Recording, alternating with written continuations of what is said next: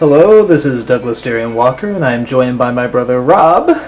And we both wrote this sketch, and we are very proud of it, especially because it's the first sketch we've done that actually looks like a real sketch. It doesn't look like, a couple of guys just grabbed a camera and did something. It actually looks like a news program. Wow, you actually look like a real news anchor. Yes, that's right. It doesn't look like a couple of schmucks with an HD camera. I can see your shadow, though. Yeah, well, that's not a real city.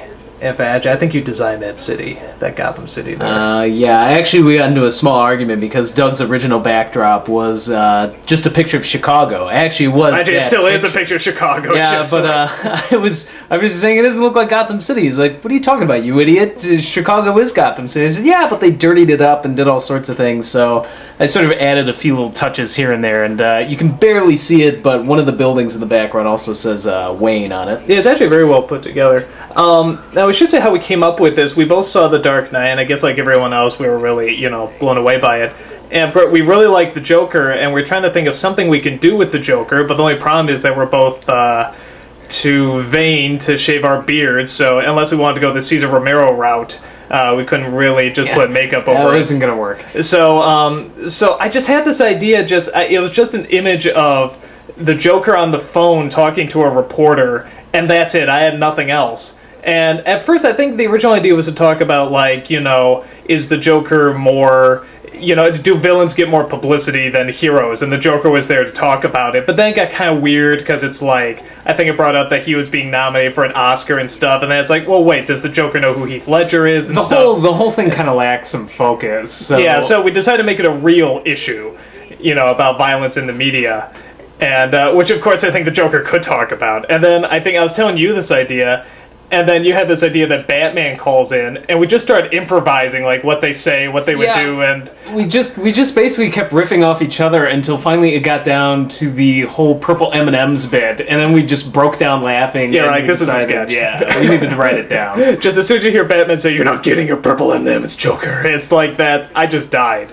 Yeah, and it was, it's just this whole sibling rivalry thing. It was just our attempts to one-up each other's lines. So, he would have a line about, if he has his own bit on the show, I want my trailer, and then, I said, you're not getting a trailer, and then, we kept adding things on top of each other until finally, I think at some point I said, and I want some purple M&Ms and nothing but purple M&Ms, and then Batman says, you're not getting your purple M&Ms, Joker. I think sibling rivalry actually is a very good way to create good writing, because you're constantly trying to one-up each other, and that way you constantly keep getting funnier lines. So it's actually, I think we actually do work pretty well whenever we try to write. And the funny thing is, it just sort of ends up in the sketch. I mean, the whole you suck bit. We just do that. Yeah, we just do that naturally. There is no writing there. It's just, I think at some point we just got into an argument and we always just say, you suck, no, you suck, no, you suck. So if it's immature for us, it's immature for Batman and the Joker, which means it works. I love the idea. Here's these two epic characters,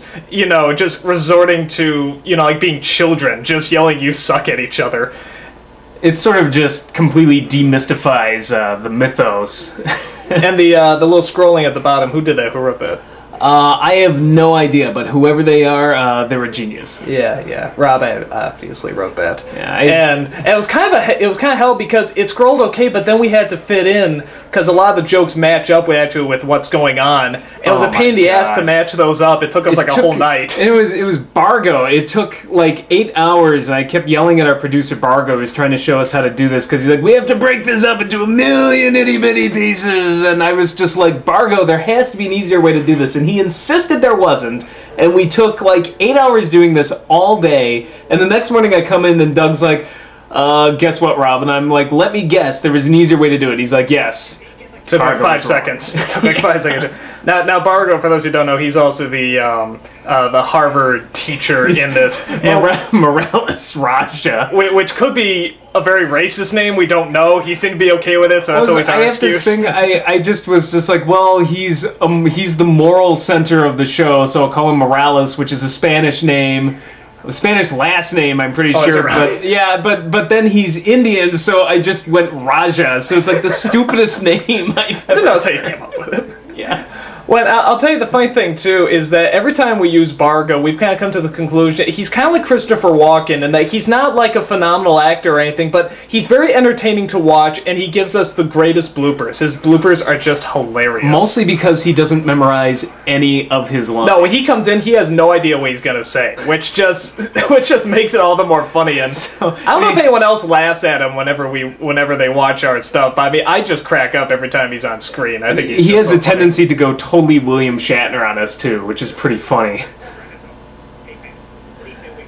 And just so you know, people are wondering, we are going to do more Laurie Prince if one isn't out actually by the time you hear this commentary, and there'll definitely be more Joker and Batman impressions done poorly by us. Yeah. Well, the interesting thing about this sketch is it's its own thing, but I think what we had in mind was something along the lines of a big SNL sketch, a big Daily Show sort of sketch. I mean, I think in some ways this is based on, there was an old sketch on SNL about court TV. There's a Ghostbuster line. We're going to have that be a running joke. There's always going to be a Ghostbuster line in every Laurie sketch. This is true. We were pressed for something to say and we couldn't think of anything. So, but I think a lot of it is based on an old court TV sketch where they were interviewing Scooby-Doo, and we just like the idea of interviewing cartoons. Yeah, it's true. It is kind of like that. Just these fictional characters. So, that's about it. Hope you enjoyed. Bye-bye.